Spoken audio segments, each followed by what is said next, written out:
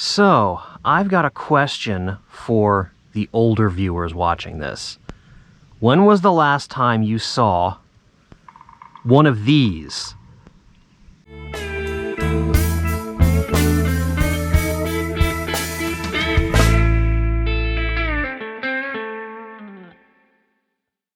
So, a guy I work with who knows I'm a fisherman asked me if I wanted an old fishing rod, and I said sure. I just had no idea how old he meant. So imagine my surprise when he puts this thing in front of me. This is like a late 50s, early 60s bait casting outfit. And the rod is made by True Temper. It's a fiberglass rod. True Temper actually started out making steel rods, but in 1954, they moved over to fiberglass. So this was definitely made after 1954.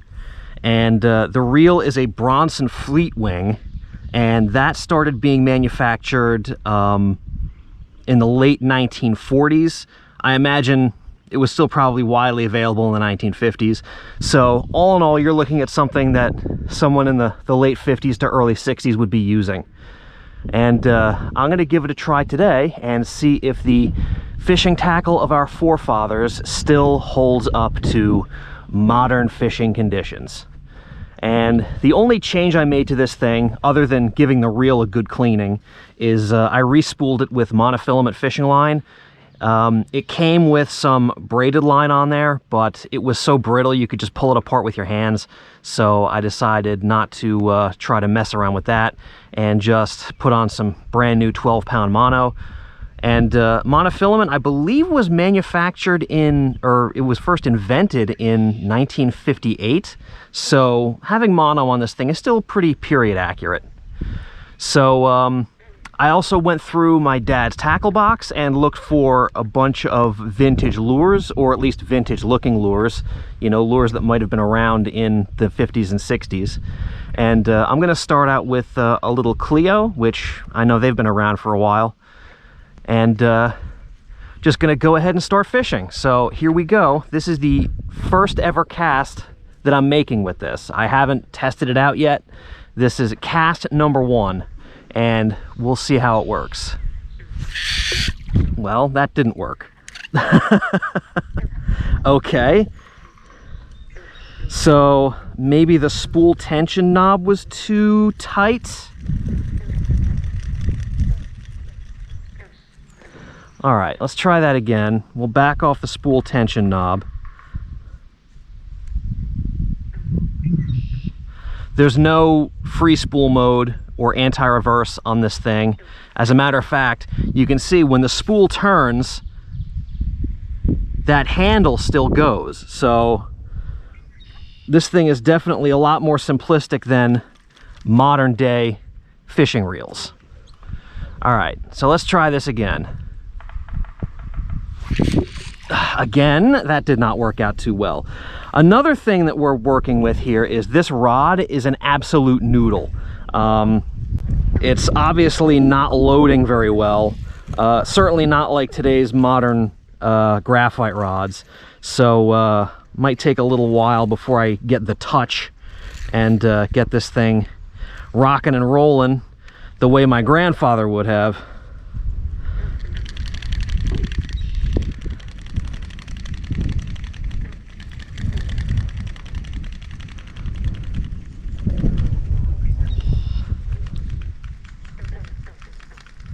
Another thing I noticed right away, the gear ratio on this thing is very low. I mean, it might even be as low as like 2 or 3 to 1. Okay, let's try just a nice, easy overhand cast. Ah, wow, this is a little frustrating. This rod is so soft. All right, so look at this. That is a very soft action rod. I mean, even by today's standards, even like modern, you know, fiberglass crankbait rods, they're not that soft. So this is definitely going to be interesting to see how we can get this thing to work right.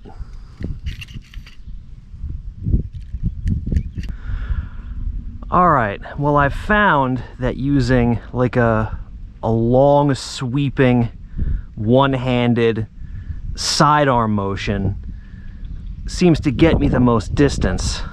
But that being said, I can still only cast about 20 feet.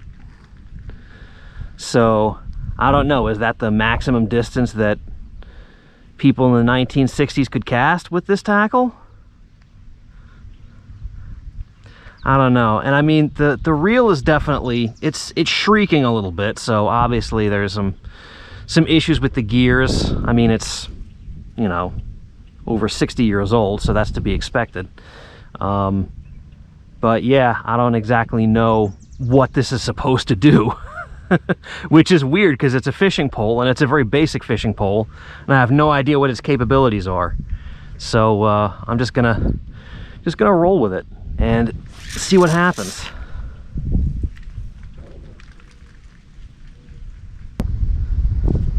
So I am definitely having some issues with backlashing here. Again, there's no free spool mode, there's no magnetic brakes or anything, so this is something that requires a lot of hand-eye coordination, which honestly is something that you don't really need as much of with modern gear, because you can tune a modern day bait caster to where you don't even have to touch the spool with your thumb and you won't get a backlash.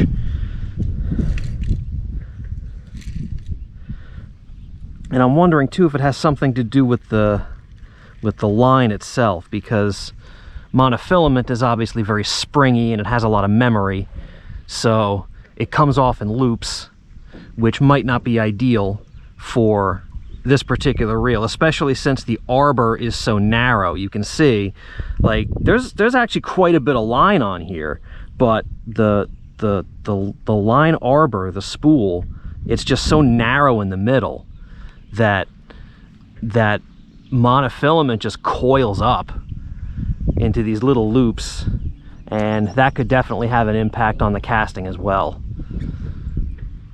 I'm just speculating at this point, but it makes sense to me. Casting accuracy is also an issue with this thing. It seems like the lure winds up going about 90 degrees to the right of where I want it to go. So if I wanted to cast straight off of the bow, I'd have to aim for like right over here. See that? I was aiming for over there and it landed over there. God, Grandpa, how did you do this? I'd love to catch a fish on this, just because I'd love to see what a fish feels like on a rod like this.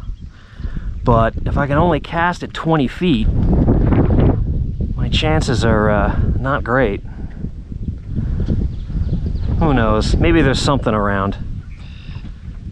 Something around that appreciates what I'm trying to do.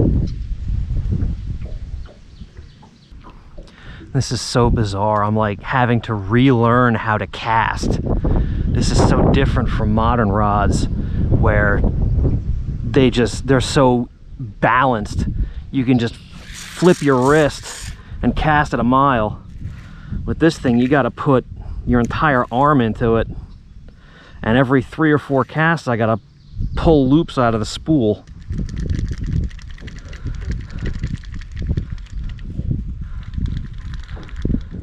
I mean, don't get me wrong, this is really interesting, but it's also very frustrating because I'm just not used to doing this.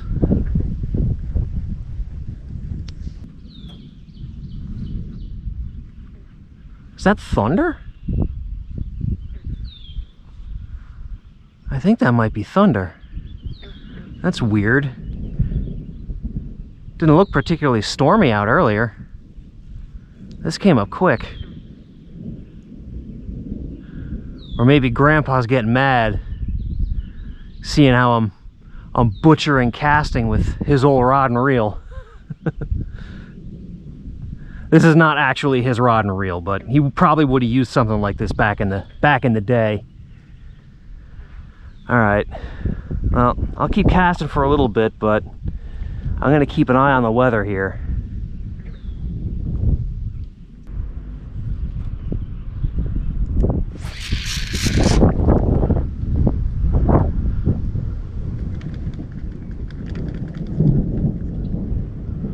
Okay, that sounded pretty close. You know what? I think I'm gonna cut this short. We'll pick this up again later.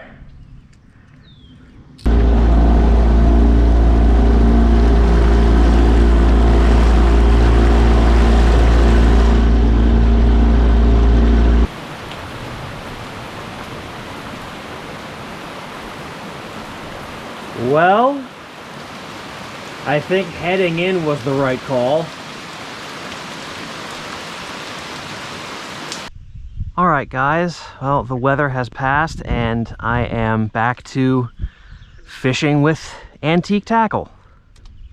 Let's see if the fish bite a little bit better post-storm than they did pre-storm. I am still having trouble getting distance on my casts. Well, I tell you what, if this is all that my forefathers had to fish with, they must have become masters of picking out backlashes, because they happen just about every other cast.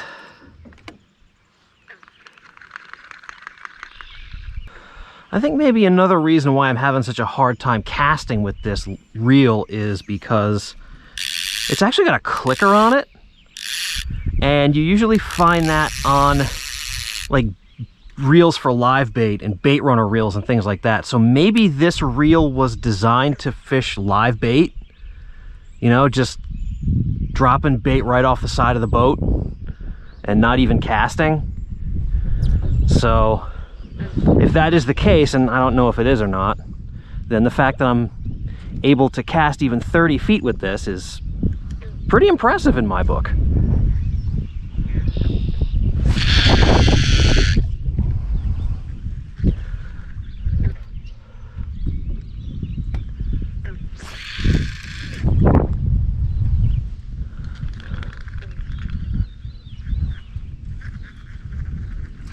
Oh my goodness! Look at this! Oh!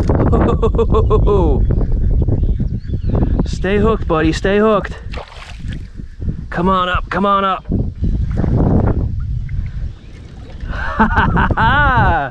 Look at that. Look at that. On the antique tackle. Using a vintage lure and everything. This is a metal-lipped Miro lure. Nice 1 pound largemouth. Doing it Grandpa's way. Yes.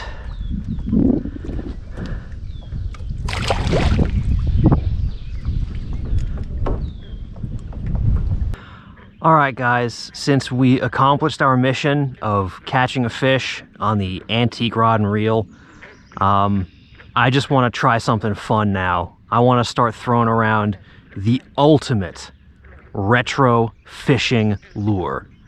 It is officially called the Cream Reusable Rig, but to most anglers, it is simply called that goddamn thing.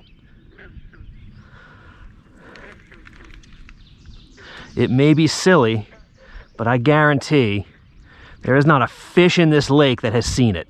So, who knows? All right, well, not too surprisingly, didn't get anything casting this thing. But I think what I would like to do to close out this trip is there's a nice drop off all along this bank, and this sort of reminds me of the nightcrawler harnesses that walleye fishermen use. And there are walleye in this lake. Not many, but there are some in here.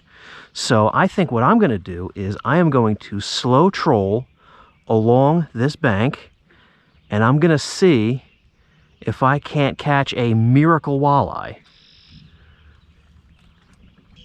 Well, I heard some more thunder in the distance, so I had to boogie back to the cabin real quick. So, filming the outro here on the porch. So, what's the verdict on the day? Well, I guess I could say that I have never had so much fun being frustrated. Just getting a chance to use the fishing tackle that was used back in the 1950s and 60s, so primitive by today's standards. It's not an experience that I ever thought that I wanted, but since I've had it, I am so glad I got to do it. It was such a great experience to see how things were done, 60 to 70 years ago. And it's even more amazing to think of all the advancements that have happened since then. How much more advanced and easier to use all the fishing tackle is. I mean, these days you can tune your fishing tackle to do whatever you want it to do, essentially. Back then, in the 50s and 60s, you had to tune yourself because the tackle could only do so many things. And as for this guy, well, it caught its first bass that it's seen maybe in decades. And I think it's earned its retirement. I think it's going to be relegated to a nice little conversation piece on the wall of my cabin. Because as fun as it was to use this for a little while, I much prefer my carbon fiber reels and graphite rods. Thank you all so much for joining me, and I will see you on the next adventure.